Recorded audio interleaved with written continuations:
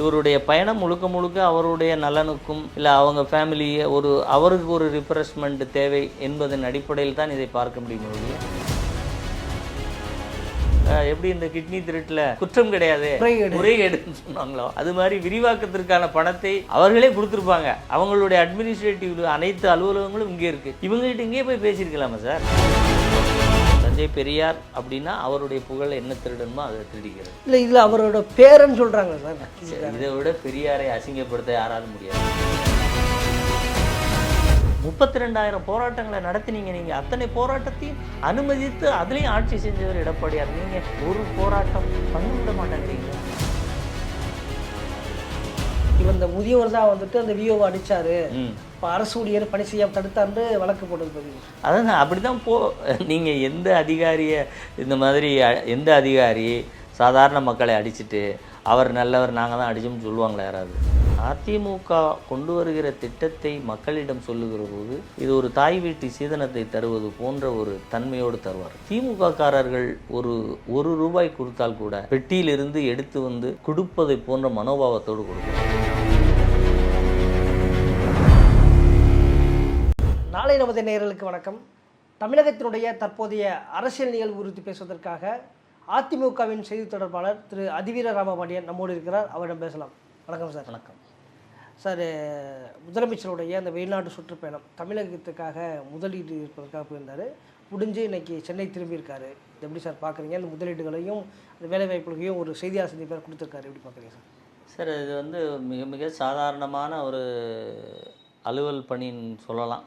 அதுதான் இதற்கு உண்டான நம்ம பேச்சை ஒழிய இது வெளிநாடு பயணம் அப்படின்னொன்னே ஏதோ முதலீடு பயங்கரமான முதலீடு ஈர்த்து வந்துட்டார், நாளைக்கே அது செயல்படுத்த இருக்கிறது அப்படிங்கிற மாதிரியாக இவங்க கட்டமைக்கிற பிம்பங்கள் எல்லாம் அப்படி இல்லை. ஏன்னா தமிழகம் வந்து இன்றைக்கு வெளிநாட்டு முதலீடுகளை ஈர்ப்பதில் மிக மிக பின்தங்கி இருக்கிறது. ஒரு ஆந்திர பிரதேசம் 35,000 கோடியை ஈர்க்க முடிகிறது, கர்நாடகா 25,000 கோடி ஈர்க்க முடிகிறது என்று பார்க்குற போது இப்போ இவர்களுடைய தொகை என்பது மிக மிக சொற்பமான தொகையை தான் இவர்களால் ஈர்த்து வந்திருக்க முடிகிறது என்பதில் உலக சமுதாயத்தில் தமிழக அரசியல் இன்றைக்கு திமுகவினுடைய இந்த ஆட்சி முறை இவை அனைத்தும் ஒரு பொருளாதாரத்தை ஈர்க்கின்ற சக்தியை மிக மிக குறைத்திருக்கிறது அப்படிங்கிறது தான் இதில் தெளிவாக தெரிகிறது. இவர்கள் புள்ளி விவரங்களோடு இந்த எண்ணிக்கையை 15,000 கோடி என்று சொல்வதெல்லாம் இங்கே இருக்கக்கூடிய நிறுவனங்களின் விரிவாக்கத்திற்கான திட்டங்கள் தானே ஒழிய இதில் ஒரு மிகப்பெரிய ஒரு முதலமைச்சருடைய பயணம் தேவைப்படுகிறது முதலீடுகளை ஈர்ப்பதற்கு, இவர் போய் பேசியதில், இவர் கொடுத்த வாக்குறுதிகளில், அல்லது இவர் என்னென்ன திட்டங்களை சமரசம் செய்திருக்கிறார் என்று எந்த மாதிரி ஏதாவது வந்திருக்கா பாருங்கள். இருக்கிற நிறுவனங்களிலிருந்து நிதி ஆதாரத்தை பெற்றிருக்கிறார்களுடைய புதிய ஆலை கொண்டு வந்தோம் அந்த மாதிரி எதாவது இருந்திருந்தாலும் நீங்கள் நம்மளாம் தூங்க முடியாது. லண்டன் ஜெர்மனியிலிருந்து இந்த ஆலையை கொண்டு வந்த எங்கள் முதல்வர்னு நம்ம தெருத்துருவா போஸ்ட் அடிச்சிருப்பாங்க. ஆனால் இன்றைக்கு வெறும் செய்தியாளர் சந்திப்போடு இது நிறைவு பெறுகிறதுனா அங்கே ஒன்றும் இல்லை என்பது தான் மிக மிக தெளிவான செய்தி. இவருடைய பயணம் முழுக்க முழுக்க அவருடைய நலனுக்கும் இல்லை அவங்க ஃபேமிலியை அவருக்கு ஒரு ரிஃப்ரெஷ்மெண்ட் தேவை என்பதன் அடிப்படையில் தான் இதை பார்க்க முடியுமே ஒழிய பெரிய முதலீடே இருக்கவில்லை. ஒரு சிறிய ஒப்பீடு நம்ம இதை பார்த்தோம்னாலே அது உங்களுக்கு தெரியும்.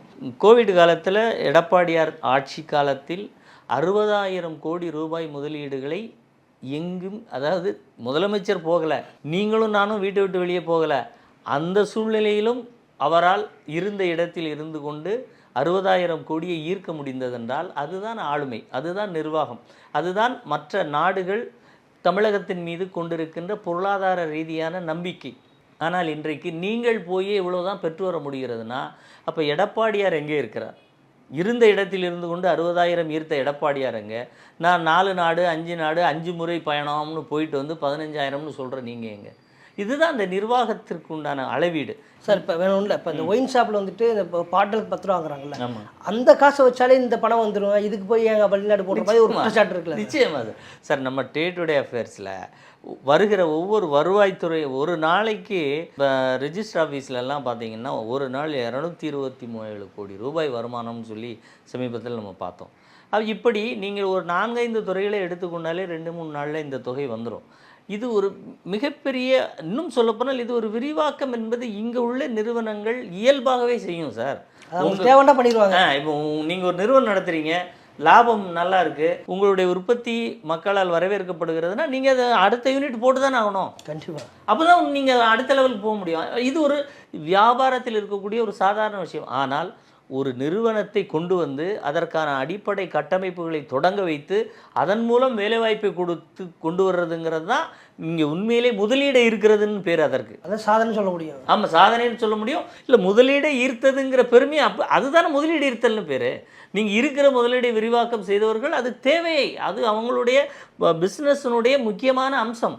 அதை நான் வந்து வாங்கிட்டு கொடுத்துட்டேன்னு சொல்லி இந்த கணக்கை வந்து இங்கே இந்த வகையில் முதலீடுங்கிறத இப்படி ஒரு எப்படி இந்த கிட்னி திருட்டில் இது வந்து குற்றம் கிடையாது, முறைகேடுன்னு சொன்னாங்களோ அது மாதிரி விரிவாக்கத்திற்கான பணத்தை அவர்களே கொடுத்துருப்பாங்க. இங்கே இருக்காங்க, அவங்களுடைய அட்மினிஸ்ட்ரேட்டிவ் அனைத்து அலுவலகங்களும் இங்கே இருக்குது. இவங்ககிட்ட இங்கே போய் பேசியிருக்கலாமா சார்? அப்போ பொருளாதாரம் ரீதியாக, முதலீடு ஈர்த்தல் ரீதியாக இந்த 5 ஆண்டுகளில் ஸ்டாலின் அவர்கள் தன்னுடைய ஆசைக்காக பல நாடுகளை போய் சுற்றி பார்த்துட்டு வந்திருக்கிறார் வேணால் நம்ம எடுத்துக்கலாமே ஒழிய இதை ஒரு முதலீடை ஈர்ப்பதற்கான பயணம் என்று எந்த வகையிலும் சொல்ல முடியாது சார். சார், இப்போ நீங்கள் சொன்ன மாதிரி இப்போ இந்த முதலீடுகள் குறித்து வந்து எதிர்க்கட்சித் தலைவர் எடப்பாடி பழனிசாமி அவர்கள் ஒரு வெள்ளை அறிக்கை கேட்டிருக்காரு. எங்கெங்கே எவ்வளோ இத்தனை வருஷம் 4 ஆண்டு ஆட்சிகளில் எவ்வளோ முதலீடு ஈர்த்துருக்கீங்க அப்படின்ற மாதிரி ஒரு வெள்ளை அறிக்கை கேட்டிருக்காரு. அதே போல் நீங்கள் குறிப்பிட்ட மாதிரி இந்த கிட்னி திருட்டு வழக்குலையுமே கூட ஏன் அந்த திமுக எம்எல்ஏ மீது வழக்கு பதிவு செய்யலை அப்படின்ற மாதிரியான ஒரு கேள்வியும் முன் வச்சிருக்காரு. இது எப்படி சார்? நிச்சயமாக சார், இப்போ அந்த வெள்ளை அறிக்கை தேவை என்பது முழுக்க முழுக்க எல்லா மக்கள் மத்தியிலும் இருக்கக்கூடிய ஒரு கேள்வி. அதை தான் எதிர்க்கட்சி தலைவர் மிக தெளிவாக கேட்கிறார். உண்மையிலேயே நீங்கள் என்ன பண்ணியிருக்கீங்க, 4 ஆண்டுகளில் எவ்வளோ கொண்டு வந்திருக்கீங்க, அதை சொல்லுங்கள். அதனால் ஒன்றும் தப்பு இல்லையே. நீங்கள் ஒரு பயணத்தில் சொன்ன தொகை இந்த பயணத்துக்கு செயல்பாட்டுக்கு வந்திருக்கிறதாங்கிறதே நம்ம அதில் தெரிஞ்சுக்கலாம்.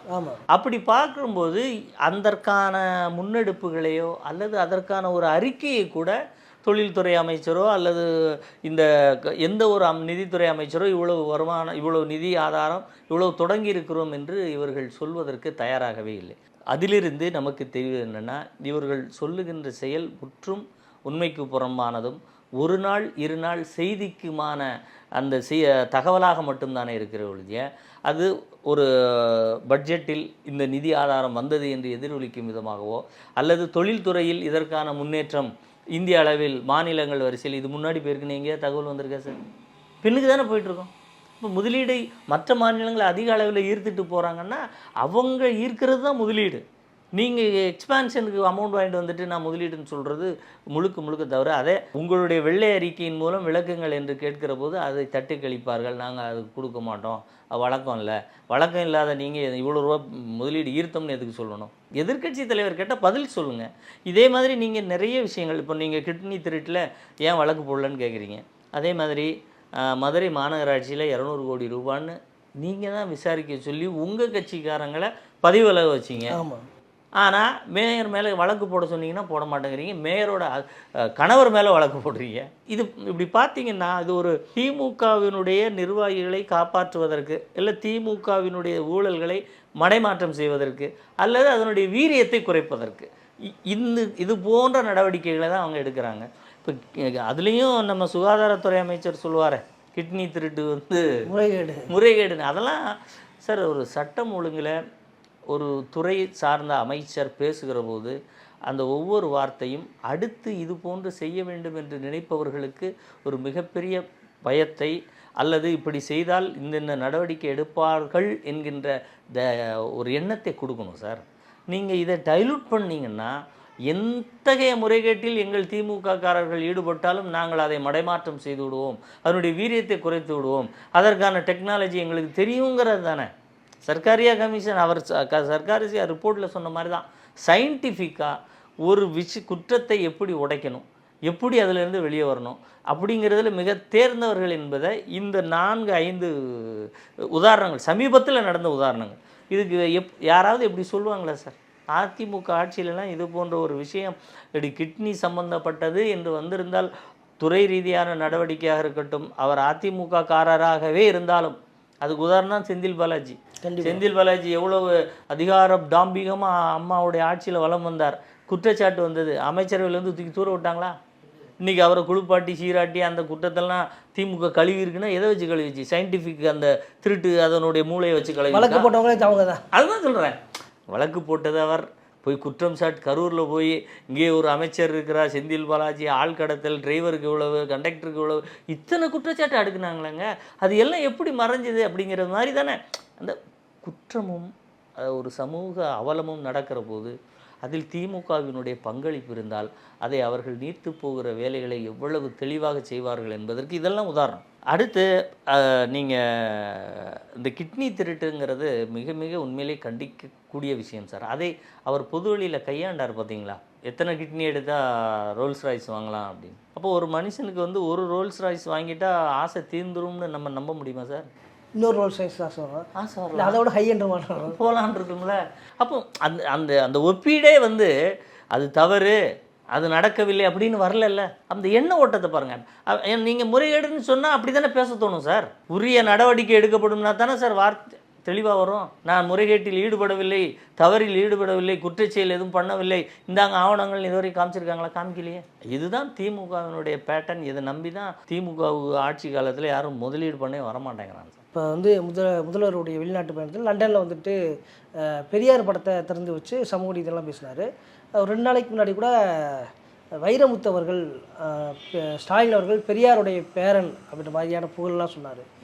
அதே சூழலில் தான் இங்கே வந்து திண்டிவனத்தில் ஒரு பட்டியலின அரசு ஊழியரை வந்து திமுக கவுன்சிலர் காலில் விழுக வச்சு ஒரு சம்பவம் நடந்திருக்கு. இந்த சமூக நீதி பேச சொல்லிட்டு இது போன்ற செயல்களை நடந்துறதை எப்படி சார் பார்க்குறீங்க? இது அதுதான் அவலம். அதாவது திமுக ஆட்சியினுடைய மிகப்பெரிய அவலங்கள் என்ன அப்படின்னு பார்த்தீங்கன்னா, சமூக நீதியை காக்கக்கூடிய கட்சி என்று அவர்கள் சொல்வதே ஒரு மிகப்பெரிய அவலம். ஏன்னா அதுவும் குறிப்பாக ஸ்டாலின் முதலமைச்சராக இருக்கிற போது தன்னை சந்திக்க வருகிற ஒருவரிடம் நீர் கவுடாவா என்று ஒரு சமூகம் குறித்த கேள்வியை கேட்டு உரையாடலை தொடங்குவது என்பது அந்த அதாவது பொதுவாக தமிழகத்தில் ஜாதியை வந்து எதற்காக வைத்திருக்கிறோம்னா, ஒரு இடஒதுக்கீட்டில் ஒரு உரிய பிரதிநிதித்துவம் வேண்டும் என்கின்ற அளவீட்டுக்காக மட்டும்தான் வச்சுருக்கோம். மற்றபடி ஜாதி வேண்டுமா வேண்டாமா என்றால் ஜாதி வேண்டாம் என்பது தான் எல்லோருடைய கருத்தாகவும் இருக்கிறது. அப்போ நீங்கள் அந்த முதியவருக்கு இடஒதுக்கீடு கொடுக்குற ஏதாவது வேலை இருக்கா சார்? அவர் முதியவர், அவரிடம் நீங்கள் ஜாதி கேட்டு பேச வேண்டிய அவசியம் என்ன? இடஒதுக்கீடு 65 வயசு வரைக்கும் யாருக்கும் நம்ம வேலை கொடுக்கறதில்ல. நான் என்ன சொல்லுவேன், 65 வயசு வரைக்குமே நீங்கள் அந்த ஒரு விஷயத்துக்கு தானே பயன்படுத்தணும் ஜாதிங்கிற பேரை. ஆனால் நீங்கள் வந்து அவர் மிக முதியவராக இருக்கிறார், அவரிடம் ஜாதி குறித்து அவர் பேச வேண்டிய அவசியம் என்ன இருந்தது உங்களுக்கு? அப்போ ஒரு முதலமைச்சர் இப்படி பேசுகிற போது பஞ்சாயத்து தலைவர் இல்லை நகராட்சியில் இருக்கக்கூடிய தலைவர்கள் ஏன் காலில் விழ வைக்க மாட்டாங்க? உங்கள் கட்சியை சார்ந்தவர்கள் நீ எஸ்சி தானம்மா என்று அந்த கேட்குற துணி இருக்குது பாருங்களேன், பக்கத்தில் வச்சுக்கிட்டு இவ்வளோ பேர் மைக்கு, இத்தனை மீட்டிங், அதிலே அப்படி கேட்கணும்னு தோணுதில்லை பொன்முடி போன்றவர்களுக்கெல்லாம். அப்போது அந்த அப்ரோச் எப்படி இருக்குது? ஏன் ஒரு பட்டியலின சமூகத்தினுடைய இளைஞன் ஒரு கோயிலுக்குள் சென்றதற்காக திமுகவினுடைய ஒன்றிய செயலாளர் அவரை என்னெல்லாம் பேசினார் பார்த்தீங்களா? அவரை மீண்டும் கட்சியில் சேர்த்துட்டாங்க பார்த்தீங்களா? நீக்கினதை செய்தியை போட்டாங்க, சேர்த்ததை அப்படியே சேர்த்தாச்சு, கட்சியில் சேர்த்தாச்சு. அப்போ இதுதான் நீங்கள் சமூக நீதியை பேணி காக்கிற லட்சணமா? அது தந்தை பெரியார் அப்படின்னா அவருடைய புகழை என்ன திருடணுமோ அதை திருடிக்கிறது இல்லை. இதில் அவரோட பேரன்னு சொல்கிறாங்க சார். வைரமுத்து வந்து புகழாரம் சொல்லியிருக்காரு. இதை விட பெரியாரை அசிங்கப்படுத்த யாராலும் முடியாது. வைரமுத்துவுக்கு ஒரு வேண்டுகோள், தயவுசெய்து துப்பாக்கி உடைவாள் ஒப்பீடு தவறு என்று நீங்கள் கவிதையிலே சொல்வதைப் போல யாரை யாருக்கு பேரன் என்று சொல்வதற்கு அதற்குண்டான தகுதி இருக்கான்னு பார்த்து எழுது. இது கவிதை கிடையாது, இது அரசியல். நீங்கள் இது போன்று கவிதைத்தனமாக பேசுகிறேன் என்று ஏதாவது இப்படி சம்பந்தம் இல்லாமல் பேசுவதும் அவருடைய பெயருக்கு களங்கம் வருகிற விஷயத்திலும் பேசுகின்ற பேச்சை தயவுசெய்து நிறுத்துங்க. அவரை மாதிரி இத்தனை ஆண்டுகள், இத்தனை தள்ளாத வயதினிலும் எத்தனை மீட்டிங், எத்தனை அதில் எந்த சுயநலம் இல்லை, ஒரு கட்சி அரசியல் பதவியை தாண்டி பயணித்து கொண்டிருந்த அவரை கொண்டு வந்து இவருக்குடைய தாத்தான்னு சொன்னால் ஏற்க முடியும்? அவர் ஒரு கொள்கையை நிறைவேற்ற முடியுமா சார்? சார் வைரமுத்துவை பார்த்து நான் கேட்குறேன் சார், வைரமுத்து அவர்களே, அரசு பள்ளிகளில் படித்த பிள்ளைக்கு 7.5% இடஒதுக்கீடு கொடுத்த எதிர்க்கட்சி தலைவர் எடப்பாடியார் பெரியாருடைய கொள்கைகளின் வழி தோன்றலாக வருகிறாரா? அல்லது அரசு உதவி பெறும் பள்ளிகளில் படிக்கும் மாணவிகளுக்கு 2.5% இடஒதுக்கீடு தருவேன் என்று மக்களை ஏமாற்றி ஓட்டு வாங்கிவிட்டு இன்றளவும் அதை தர முடியாமல் மக்களை ஏமாற்றி கொண்டிருக்கிற ஸ்டாலின் பெரியாரின் வழி தோன்றலாம்? யாரிடம் சமூக நீதி இருக்கிறது? இதை சொல்லணுங்கிறதுக்காக, இதை தமிழ் உங்களை மதிக்கிறோங்கிறதுக்காக என்ன தவணா சொல்லிவிட்டு போகலாமா? உங்களுடைய அளவீடை பாருங்கள் சார். சமூக நீதிக்கு இதுவரை ஸ்டாலின் என்ன செஞ்சார்னு எங்கேயாவது எடுத்து சொல்லுங்கள். எந்த இடஒதுக்கீட்டிலாவது ஸ்டாலின் இந்த ஸ்டாலின் அரசாங்கம் இத்தனை உரிமையை பெற்று தந்ததுன்னு சொல்ல முடியுமா?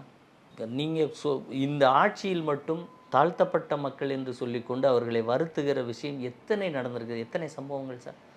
அதிமுக ஆட்சியில் கூட அப்படி ஏதாவது நடந்தால் அதற்கு திருமாவளவனிலிருந்து கம்யூனிஸ்ட் கட்சியிலிருந்து அனைவரும் குரல் கொடுத்தார்கள். அது இங்கே பொதுவெளிக்கு வந்தது, தீர்வு கிடைத்தது மக்களுக்கு. ஆனால் இங்கே பொதுவெளிக்கு கூட வர முடியாத அளவுக்கு கூட்டணியும் கட்டி போட்டு வைத்திருக்கிற ஸ்டாலின் ஒரு பெரியாரின் பேரனா? நல்லா சிந்திச்சு பாருங்கள். 32,000 போராட்டங்களை நடத்தினீங்க. நீங்கள் அத்தனை போராட்டத்தையும் அனுமதித்து அதுலேயும் ஆட்சி செஞ்சவர் எடப்பாடியார். நீங்கள் ஒரு போராட்டம் பண்ண விட மாட்டேங்கிறீங்களே. ஆணவ கொலையாக ஏதோ ஒரு 4 பேரை கூப்பிட்டு அங்கேயே அறிக்கை விட்டுட்டு அப்படியே ஓடிடுறீங்க. பொதுவெளிக்கு கொண்டு வர மாட்டேங்கிறீங்க, போராட மறுக்கிறீங்க. கேட்டால் அவர் சாரி சொல்லிடுவார், சாரி சொல்லிட்டா போதுங்கிற மனநிலைமை. இதுவா சார் பெரியார் உங்களுக்கு கற்றுக் கொடுத்தது? இப்படி இந்த ஒப்பீடு முழுக்க முழுக்க தவறு தானே சார். அவருடைய உழைப்பை உதாசீனப்படுத்துறது மாதிரி தானே இருக்கு. அவருடைய சிந்தனையோடைய ஓட்டம் எங்க, எண்ணம் எங்க, நீங்கள் செய்கிறது எங்க? அதனால் வைரமுத்து சொன்ன கருத்து முற்றிலும் தவறானது. எந்த அடிப்படையிலும் பெரியாருடைய சிந்தனைக்கும் சமூக நீதிக்கும் ஸ்டாலின் அவர்கள் ஒரு சிறு துரும்பை கூட கிள்ளி போட்டது கிடையாது.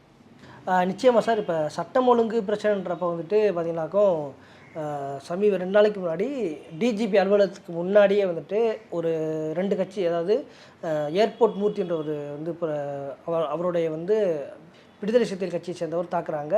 அவரும் பதில் தாக்குறாரு. இது நடந்தது எல்லாமே வந்துட்டு டிஜிபி அலுவலகத்தோட முன்னாடி.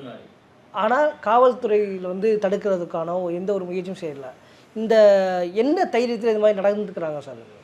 நிச்சயமாக சார். அதாவது கருத்து சுதந்திரம் என்று சொல்லக்கூடியவர் திருமாவளவன், அதே போல் திமுகவும்.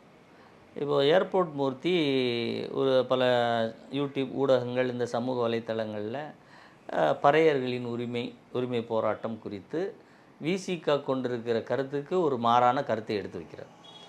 அதில் உண்மைத்தன்மை என்ன, அதனுடைய வீச்சு என்ன என்றால், நீங்கள் ஒரு கருத்தை கொண்டிருந்தால் அவரும் ஒரு கருத்தை சொல்வதற்கு அவருக்கு ஒரு உரிமை இருக்கிறது. அது எப்படி சரி எப்படி தவறு என்று தான் நீங்கள் வந்து போராடணுமே ஒழிய, அதற்காக வன்முறையில் ஈடுபடுவேன் என்று, அதுவும் டிஜிபி அலுவலகத்துக்கு முன்னால் இது போன்ற ஒரு செயலை செய்வதற்கு காவலர்களுக்கு முன்னால், நிருபர்களுக்கு முன்னால் நீங்கள் தைரியமாக இறங்கி வர்றீங்கன்னா, அப்போ இந்த ஆட்சி அதிகாரத்தை பயன்படுத்துவதில் மறைமுகமாக விசிகாவும் திமுகவோடு இணைந்து தான் பயணிக்கிறதுங்கிறது இதில் வெட்ட வெளிச்சமாக தான். அடுத்து அந்த இதில் கலந்து கொண்டவர்களில் இப்போ ஏர்போர்ட் மூர்த்தியை ரிமாண்ட் பண்ணக்கூடிய அளவுக்கு போயிருக்காங்க. அதற்கு என்ன தகவல் சொல்கிறாங்கன்னா, ஏர்போர்ட் மூர்த்தியை ரிமாண்ட் பண்ணவில்லை என்றால் நாங்கள் விசிக கூட்டணியிலேருந்து வெளியேறி விடுவோங்கிற மாதிரி ஒரு மறைமுக அழுத்தம் கொடுக்கப்பட்டிருக்கிறது அப்படின்னு சொல்கிறாங்க. அப்போ மறைமுக அழுத்தங்களுக்கும் ஒரு கருத்து சுதந்திரத்திற்கு முரணாகவும், இல்லை உங்கள் மீது மாற்று கருத்தை கொண்டவர்களை இப்படித்தான் நாங்கள் எதிர்கொள்வோம் என்றும், இது திமுகவின் குணம். இதை வந்து இப்போ விசிகாவும் கையில் எடுத்திருக்கிற மாதிரி தான் தெரியுது. இது சமூகத்திற்கு ஒரு சரியான விஷயமாக படவில்லை அப்படிங்கிறதும் என்னுடைய கருத்து. சட்டம் ஒழுங்கை இது மிக மிக மிக கேலி கூத்தாக ஆக்கியிருக்கிறது. ஏன்னா இந்த ஒரு அலுவலகத்திற்கு முன்னால் இப்படி நடக்கலாம் என்கின்ற துணிவு, இது ஒரு இன்சிடென்ட் மட்டும் அங்கே காவலர் கூட தடுக்கிறதுக்கோ நடவடிக்கை எடுக்காமல் இருக்கிறது. அதை தான் சொல்ல வரேன். இது இங்கே மட்டும் இல்லை, நீங்கள் டிஜிபி அலுவலகம் முன்பும் இது போன்ற அராஜகங்கள் நடக்கிறது. நீதிமன்ற வாசலிலும் இது போன்ற விஷயங்கள் நடக்கிறது. ஒரு அதிகாரமே, ஒரு பள்ளிக்கூடத்தில் ஆசிரியை அங்கே கொல்லப்படுகிறார்.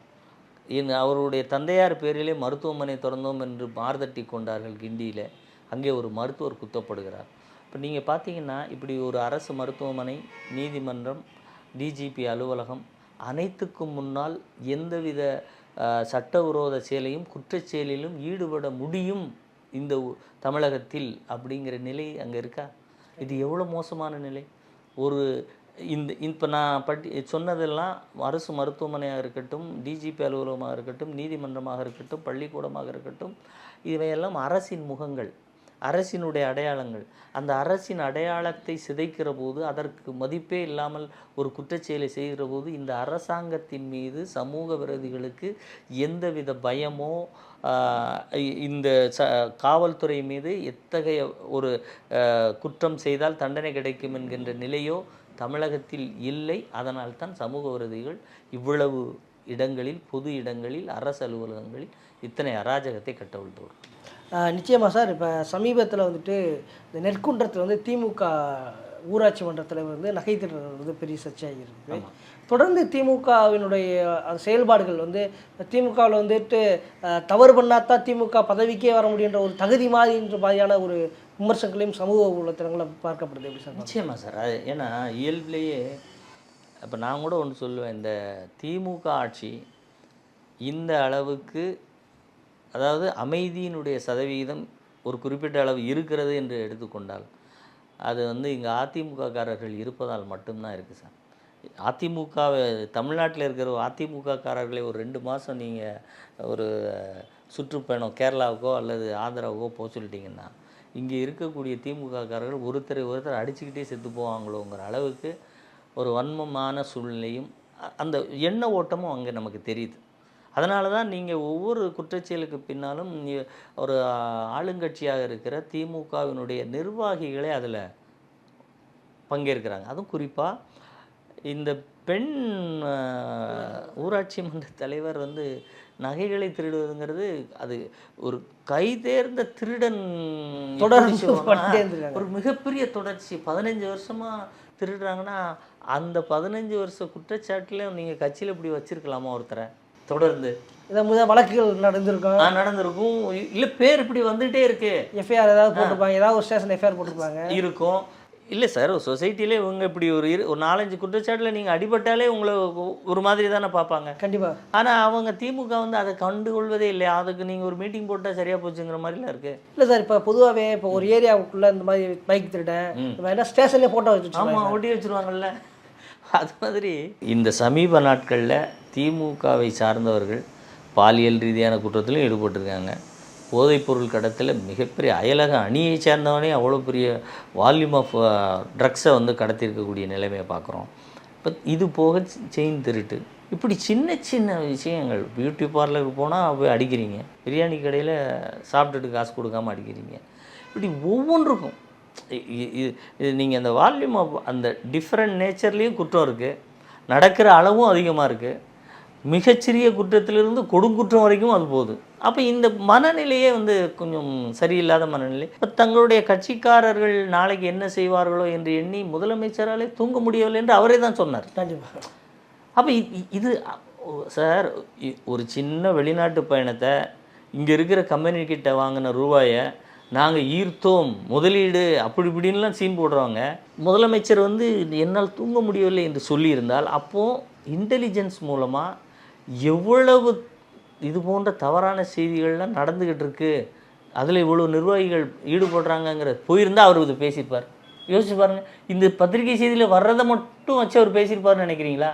உண்மையிலே அங்கே என்ன நடந்திருக்கும்னா, இந்த இன்டெலிஜென்ஸ் ரிப்போர்ட் கொடுத்தாங்கன்னா அதனுடைய தாக்கம் தானே ஒரு தலைவர் வந்து இப்படி பேச முடியும். நாளைக்கு என்ன செய்யுங்க சார், ஒரு முதலமைச்சருக்கு இன்டெலிஜென்ஸ் ரிப்போர்ட் மூலம் வரக்கூடிய செய்திகளில் செய்தியான தகவல்கள் அது ஆட்டோமேட்டிக்காக வந்துடும். ஆனால் மறைமுகமாக போகிற செய்திகள் பெரும்பான்மையாக இப்படி இருந்தால் தானே சார் ஒரு புற அழுத்தம் வரும். அவருக்கு இதை சொல்லணும், வெளிப்படையாக சொல்லணுங்கிற மாதிரியான எண்ணம் கூட வந்திருக்கலாம் இல்லையா? கண்டிப்பாக. அப்போ இதையெல்லாம் பார்க்கும்போது அப்போ இப்படிப்பட்டவருக்கு ஒரு கேண்டிடேட் பஞ்சாயத்து தலைவருக்கான நின்று அவங்களுக்கு சப்போர்ட் பண்ணி ஜெயிக்க வைத்து அதற்கு உறுதுணையாக அந்த கட்சி கிளைக்கழகமெல்லாம் இருக்குது அப்படின்னா அப்போ இதனுடைய பங்கு எப்படியெல்லாம் போகுதுன்னு நம்ம நினைக்கும். இப்போ ஒரு செயினை எடுக்கிறாங்க இந்த அம்மா, அந்த செயினை எடுத்து ஒரு தேர்தல் ஒரு கூட்டம் போடுறாங்கன்னா அதனுடைய பங்கு எப்படி இருக்குன்னு பாருங்கள். எல்லாருக்கும் அந்த கட்சி இதில் கலந்துக்கிட்ட எல்லோரும் அதன் மூலம் இது போன மாதிரி தானே பங்கு வாங்கின மாதிரி தான் அப்படி ஆகிப்போகுது. அப்போ ஒரு இது போன்ற செயல்களை செய்பவர்களை திமுக தனக்குள் வைத்திருக்கிறது அப்படிங்கிறது மிக தெளிவாக தெரியுது இல்லையா? இப்போ ஒரு சில கட்சிகளில் யாரோ ஒருத்தர் அந்த மாதிரி தப்பி தவிர சேர்ந்த உடனே எவ்வளோ விமர்சிக்கிறீங்க. திமுகவுடைய ஐடி விங் வந்து என்ன அளவுக்கு போகிறீங்க எக்ஸ்ட்ரீமெல்லாம். ஆனால் இது போன்ற உங்கள் கட்சியில் சேர்ந்தவர்களுக்கு நடக்கிற போது ஏன் மௌனமாக போயிடுறீங்க? வேறு செய்தியை போய் தேடி போயிடுறீங்களே, இது பக்கம்லாம் கவனமே திரும்ப மாட்டேங்குது. இதுதான் சொல்கிறது, திமுக வந்து எப்போதும் மக்கள் நலன் சார்ந்த இயக்கமோ அல்லது மக்கள் நலனுக்காக பாடுபடுகிற இயக்கமோ கிடையாது சார். தங்களை வளர்த்து கொள்ளுங்கள், அது எப்படிப்பட்டதாக இருக்கட்டும். ஏன்னா ஒரு முறை ஆட்சிக்கு வந்துட்டு அடுத்த முறை ஆட்சிக்கு வர்றதுக்கு 10 வருஷம் ஆகுது. அதனால் என்ன வேணால் பண்ணிக்கோங்கன்னு இருக்காங்களோ அப்படிங்கிற மனநிலை தான் நமக்கு தோணுது. ஏன்னா இந்த கண்டிப்புகள் இது குறித்து ஒரு மிகப்பெரிய ஒரு அறிவிப்பு, அவர்களை கூப்பிட்டு கண்டித்து, இல்லை திமுக மிகப்பெரிய நடவடிக்கை எடுத்திருக்கு, இது போன்ற செயல்களில் யார் ஈடுபட்டாலும் திமுகவில் இடமில்லைன்னு எங்கேயாவது ஒரு பெரிய அந்த பேசு பொருள் ஆக்கப்பட்டிருக்கா பாருங்கள். இது எப்படியாவது மண்ணை மூடிட்டு போயிருங்க, ஏதோ செய்தியில் வருது அப்படி விட்டுருங்க. எந்த ஊடகங்களாவது இது போன்று, அதாவது ஒவ்வொரு நிகழ்வுக்கும் நான்லாம் வந்து 2011, 13 விவாதங்கள் எல்லாம் நடந்திருக்கும். அப்போ அதிமுக ஆட்சி காலத்தில் வந்து ஒரு சிறு பேனர் விழுந்தாலும் மிகப்பெரிய விவாத பொருளாக மாற்றியது இன்றைய ஊடகங்கள். நான் என்ன சொல்கிறேன், நீங்கள் ஒரு செயின் போனதை விவாத பொருளாக மாற்றாட்டாலும் இதே மாதிரி 10 நிகழ்வுகள் நடக்குது. 10 நிகழ்வுகளுக்கு ஒரு விவாதம் வச்சா கூட இந்த கட்சி இதை சார்ந்தவர்கள் எவ்வளவு பண்ணுறாங்கன்னு நாட்டு மக்களுக்கு சொல்லலாம். ஆனால் அதில் எல்லாம் நிறைய இடங்களில் தவிர்க்கப்படுகிறது அப்படிங்கிறது இன்னும் வேதனையான விஷயமாகவும் இருக்கிறது. நிச்சயமாக சார், கண்டிப்பாக. இப்போ வந்து இந்த உங்களுடன் ஸ்டாலின் திட்டம் வந்துட்டு ஏற்கனவே சர்ச்சையாயிருச்சு. இப்போ வந்து அரசு அதிகாரிகள் இந்த திட்டத்தினால ரொம்ப வருத்தப்படுறதாகவும், மக்கள் மத்தியில் ஒரு சங்கடத்தை ஏற்படுத்தியிருக்க, அரசு ஊழியர்களுக்கும் மக்களுக்கும் ஒரு சங்கடத்தை ஏற்படுத்தியிருக்கிற மாதிரி குற்றச்சாட்டு இருக்குது. ஏன்னா இப்போ இவங்க சொன்ன சேவைகள் வந்துட்டு அரசு ஊழியர்களால் பண்ண முடியலை, ஆனால் மக்கள் இவங்களை கேள்வி வைக்கக்கூடிய சூழல் இருக்குது. கட்சிக்காரங்க ஒதுக்கிறாங்க, அரசு ஊழியர்கள் தான் இதுக்கு பொறுப்பாக இருக்கக்கூடிய சூழல் இருக்குது. அதனால் இதை புறக்கணிக்கக்கூடிய மாதிரியான ஒரு கருத்து வந்துட்டு சமூக வலைதளங்கள் பார்க்கப்படுது. எப்படி சார் பார்க்குறீங்க? நிச்சயமாக சார், நீங்கள் அரசு ஊழியர்கள் ஏற்கனவே ஊழியர்களுடைய குறைபாடு காரணமாக மிகப்பெரிய பணி சுமையில் இருக்காங்க அப்படிங்கிறது உண்மையான விஷயம். அப்படி இருக்கும்போது நீங்கள் வந்து சேவை மையங்கள் வந்து அம்மா ஆட்சி காலத்தில் 120 சேவை மையங்கள் இ சேவை மையங்கள் இருந்துச்சு. அதை இன்றைக்கு 60 குறைச்சிட்டாங்க சார். இப்போ இ சேவை மையம் செயல்படாமல் பாதி வந்து செயல்படலை. இப்போ இ சேவை மையத்தினுடைய பயன் எப்படிங்கிறது எல்லாருக்கும் தெரியும். ஒரு ஆதார் கார்டிலிருந்து இல்லை ரேஷன் கார்டிலிருந்து நீங்கள் அரசோடு சொல்லக்கூடிய பெரும் தொடர்பே அது சான்றிதழ் வாங்குற வரைக்கும் எல்லாம் பண்ணி கொடுக்குறாங்க. அது அதில் வந்து மேக்ஸிமம் வந்து நீங்கள் பெர்மனெண்ட் எம்ப்ளாயி போடுறதில்ல, ஒரு கான்ட்ராக்ட் பேசிஸில் போடுறீங்க. அப்படி ஒரு வால்யூம் பண்ணும்போது அரசு அதிகாரிகள் அவங்களுக்கு என்னென்ன புது புது பணிகள் செய்ய அதை செஞ்சிட்டு இருந்தாங்க. இதுவும் ஓரளவு நல்ல இந்த மக்களுடைய கோரிக்கைகள் சரியாக காலியாகிட்டே இருந்துச்சு. இப்போ நீங்கள் அந்த அம்மா சேவை மையங்களை குறைத்ததனுடைய விளைவு இவ்வளோ பெட்டிஷன்ஸ் பெண்டிங் வருது. அப்போ பெண்டிங் வந்ததுக்கப்புறம் நீங்கள் மறுபடியும் அதை யார்கிட்ட தலையில் சுமந்து மறுபடியும் அரசு அதிகாரிகள்கிட்ட கொண்டு போகிறீங்க. அப்போ இது அடிப்படையிலேயே மிக தவறான ஒரு நிர்வாக முறை. இதையெல்லாம் கருத்தில் கொண்டு தான் அதிமுக கொண்டது. இதையெல்லாம் விட்டுட்டு நாங்கள் உங்களுடன் ஸ்டாலின் இத்தனை கேம்ப்பு போடுறோம். இது எதுக்கு இந்த கேம்ப்பு? தினசரி கேம்ப் இருக்க மாதிரி அங்கே இருந்துச்சு. அவங்க எந்தெந்த நேரத்தில் எப்பப்போ டைம் கிடையாது அப்போல்லாம் வந்து பார்த்துட்டு இருந்தாங்க, ஒர்க் பண்ணிகிட்டு இருந்தாங்க. அதை மூடிட்டு நாங்கள் புதுசாக இத்தனை பெட்டிஷனை தீர்க்க போகிறோம், அதை தீர்க்க போகிறோன்னா அதுக்கு எவ்வளோ வால்யூம் ஆஃப் ஒர்க்கு இருக்குது, அதுக்கு எம்ப்ளாயீஸ் இல்லை. அப்போ இது எல்லாம் இந்த பணிச்சுமை அவங்க போகும். இது என்ன ஆகும், இது போன்று அவர்கள் செய்ய வேண்டிய பணிச்சுமைகள் ஃபைல் பார்க்க முடியாது. அப்போ இதை அனைத்துமே வந்து அவர்களுக்கு ஒரு மிகப்பெரிய சுமையாகிற போது அரசு அதிகாரிகளும் என்ன நினைப்பாங்க, இது என்னடா இது இந்த ஆட்சி முறை இவ்வளோ நிர்வாக சீர்குலைவு ஏற்பட்டிருக்கிறதுங்கிறத மிக தெளிவாக அவங்க வெளியே வந்து சொல்கிறாங்க. இல்லை அப்படி ஏற்பட்டதானே. இப்போ சமீபத்தில் வந்து ராணிப்பேட்டையில் வந்துட்டு ஒரு முதியவர் வந்து கேட்குறாரு, என்னோடய மனு என்னாச்சுன்னு கேட்குறாரு. அதுக்கு வந்து அவர் தாக்கப்படுறாரு. அப்படி ஒரு அழுத்தத்தின் காரணமாக தானே அது நடக்கும். நிச்சயமாக சார். இப்போது மக்களுடைய குறைகள் தீர்த்து கொண்டே இருக்கிற ஒரு மெக்கானிசத்தை நீங்கள் ஷட் டவுன் பண்ணிவிட்டு புதுசாக ஆட்களை கூட்டு வந்து பண்ண போகிறீங்க. அப்படி பண்ணுகிற போது இப்போ அரசு அதிகாரிகள் மக்களுடைய கூட்டம் ஜாஸ்தியாக வந்துச்சுன்னா அதை ரெகுலேட் பண்ணணும், விரைவாக அதற்கு நடவடிக்கை எடுக்கணும். இப்படி பல விஷயங்கள் இருக்குது. அப்போ இதில் வந்து அவர்கள் திணறும் போது மக்கள் என்ன, நீங்கள் இதுக்கு இன்னொரு காரணம் விளம்பரப்படுத்துறது. உங்களுடன் ஸ்டாலின் பெருசாக விளம்பரப்படுத்திட்டீங்க, இல்லம் தேடி அரசுன்ட்டீங்க. அப்போ நாங்கள் என்ன நினச்சிக்கிட்டு இருக்கோம், நம்ம போன உடனே கேட்ட உடனே கொடுக்க போகிறாங்கடா, 45 நாள் தீர்வு, 45 நாளில் அப்படின்னு சொல்கிறாங்க. ஆனால் அந்த திட்டத்தை பார்த்துட்டாலே உங்களுக்கு ரிலீஃபுங்கிற மாதிரி விளம்பரப்படுத்துறீங்க. பக்கத்தில் போனால் போலீஸ் வச்சு நெஞ்சிலே குத்துறீங்க. அப்போ அந்த அதிகாரிக்கும் நெருக்கடி இருக்கலாம், பணிச்சுமை இருக்கலாம். இல்லை அதை தாண்டி ஒரு முதியவருக்கு அவ்வளோ பலம் தேவையா? அப்படி அவ்வளோ பலத்தை பிரயோகிக்கும் போது அப்போ 2 இடத்துல பாருங்கள், அதிகாரியும் தன்னுடைய பணியை சரியாக செய்ய முடியாத காவல்துறை அதிகாரியாக மாறி போகிறார். குடிமகன் மிகப்பெரிய அளவில் தாக்கப்படுறாங்க, அதுவும் மூத்த குடிமகனாக இருக்கக்கூடியவர்.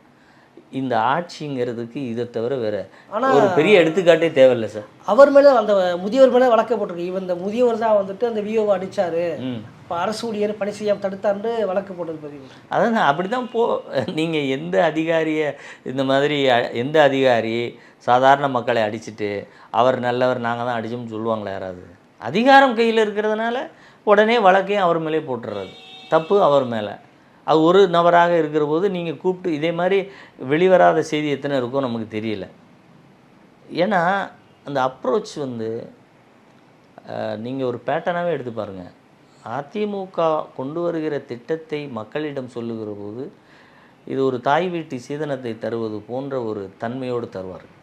திமுககாரர்கள் ஒரு ரூபாய் கொடுத்தால் கூட ஏதோ அவர்கள் வீட்டிலிருந்து பெட்டியிலிருந்து எடுத்து வந்து கொடுப்பதை போன்ற மனோபாவத்தோடு கொடுப்பார்கள். இந்த ரெண்டு அப்ரோச் தான் வந்து இந்த அப்ரோச் வந்து மக்களை மிகப்பெரிய அளவில் வேதனையவும் சில நேரங்களில் கொந்தளிக்க வைக்கிறது. சிலர் வந்து மூர்க்கமாக பேசுகிறாங்கன்னா அது காரணம் யார்? அரசு எந்திரத்தினுடைய அணுகுமுறையில் ஏற்படுகிற மாற்றம் தானே ஒவ்வொருத்தரையாக ஒவ்வொரு மாதிரி ரியாக்ட் பண்ண வைக்குது. இப்போ எனக்கு சர்டிஃபிகேட் நீங்கள் என்கிட்ட கேட்கவே இல்லைன்னா நான் உங்கள் பக்கம் வருவேனா சார்? அரசு பக்கம் நான் வருவேனா? நீங்கள் என்ன பண்ணுறீங்க, உங்களுக்கு இது வேணும்னா இந்த சர்டிஃபிகேட் கொடுங்கங்கிறீங்க. இந்த சர்டிஃபிகேட் எங்கே இருக்குன்னா உங்கள்கிட்ட தான் இருக்குது. நான் மறுபடியும் நீங்கள் இதையும் கொடுக்க மாட்டேங்கிறீங்க இதையும் கொடுக்க மாட்டேங்கிறீங்க, நான் உங்கள்கிட்ட வந்து தான் கேட்கணும். நீங்கள் 4 தடவை என்னை அலைய வச்சிங்கன்னா 5ஆவது தடவை எனக்கு இயல்பிலேயே கொஞ்சமாவது கோவம் வரணுமா வராதா? அப்படி வர்ற கோபத்தை நீங்கள் எப்படி புரிஞ்சுக்கணும்? அவர்களுடைய தேவை இன்னும் நிறைவேற்றப்படாமல் இருக்கிறது, நாம் குறைபாட்டோடு இருக்கிறோம், அதனால் அவர் மனதளவிலாவது காயப்படுத்தாமல் இருப்போம்னாவது இருக்கணும்ல. அதுவும் இல்லையே. இங்கே உடலளவு காயப்படுத்துறாங்க. அதான் சொல்கிறேன். நீங்கள் மனதளவுலாம் பெரிய வார்த்தை, உடலளவில் அடிபடாமல் ஒரு கவர்மெண்ட் ஆஸ்பத்திரி ஆஃபீஸுக்குள்ளே போயிட்டு திரும்பி வந்தாலே பெரிய விஷயங்கிற மாதிரி ஆகிப்போகுது. அப்போ அந்த அளவுக்கு நிர்வாகம் சீர்குலைந்துருக்கு சார். அந்த அப்ரோச் சரியில்லை. அமைச்சர்கள் உடனே தூக்கிடுவேன், உடனே இது பண்ணிடுவேன், யாரும் யாரையும் எடுத்து ஒரு இந்த பேச்சு இந்த டென்ஷன்லேயே இருக்காங்க பாருங்கள். எங்கேயாவது ஒரு பீஸ்ஃபுல்லாக ஒரு விஷயம் நடக்க முடியுது? அவர்கள் ஒரு மீட்டிங் போட்டு பெண் தலைவர்களை அழைத்து மீட்டிங் நடத்தினா கூட அங்கே பெண் காவலர்களுக்கு பாதுகாப்பு இல்லாத சூழ்நிலை இருக்குது. அப்போ இப்படித்தான் திமுக ஆட்சி முறையும் அரசாங்கமும் அதில் இருக்கக்கூடிய நிர்வாகங்களில் பல பேர்கள் இது போன்ற முறையற்ற செயல்களில் ஈடுபடுறது, இது எல்லாத்தையும் நீங்கள் எடுத்து பார்த்தீங்கன்னா கூடிய விரைவில் இது அனைத்திற்கும் ஒரு தீர்வை எதிர்க்கட்சி தலைவர் எடப்பாடியார் கொடுத்தால் மட்டும்தான் தமிழ்நாட்டு மக்களை காப்பாற்ற முடியுங்கிற நிலை இருக்கிறது. நிச்சயமாக சார், உங்களுடைய நேரத்தை ஒதுக்கி உங்களோட கருத்துக்களை பதிவு நன்றி சார்.